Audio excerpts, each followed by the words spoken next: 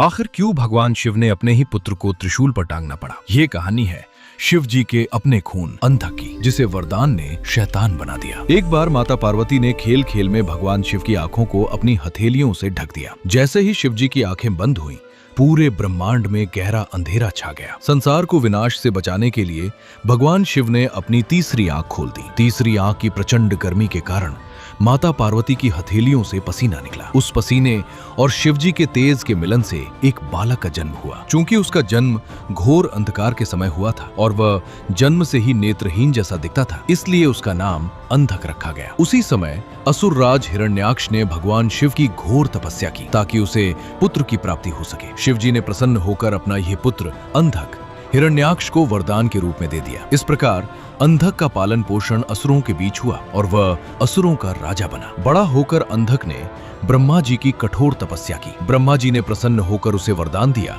कि उसकी मृत्यु तभी होगी जब वह अपनी ही जननी माता पर बुरी दृष्टि डालेगा। चूंकि अंधक को अपनी असली मां पार्वती के बारे में नहीं पता था, उसे लगा कि वह अब अमर है। वरदान पाकर अंधक बहुत शक्तिशाली और अहंकारी हो गया। उसने तीनों लोकों पर विजय प्राप्त कर ली और देवताओं को स्वर्ग से निकाल दिया। अंधक के मंत्रियों ने उसे बताया कि कैलाश पर्वत पर एक बहुत ही सुंदर स्त्री माता पार्वती रहती है। अपने वरदान के मद में चूर और अज्ञानता के कारण अंधक ने माता पार्वती को पाने का निर्णय लिया। वह अपनी विशाल सेना लेकर कैलाश पर्वत पर आक्रमण करने पहुंच गया। वहां भगवान शिव और अंधक के बीच भयंकर युद्ध हुआ। ये युद्ध बहुत लंबा चला। कथाओं के अनुसार जब भी शिवजी अंधक पर प्रहार करते और उसके रक्त की बूंदें जमीन पर गिरती, तो हर बूंद से एक नया अंधक पैदा हो जाता था, रक्त बीज की तरह। इस समस्या के समाधान के लिए भगवान शिव ने अपनी योग माया और सप्त मातृकाओं शक्तियों को प्रकट किया, जिन्होंने अंधक का खून जमीन पर गिरने से पहले ही पी लिया। अंत में भगवान शिव ने अंधक को अपने त्रिशूल पर उठा लिया। हजारों वर्षों तक त्रिशूल पर लटके रहने के बाद अंधक का अहंकार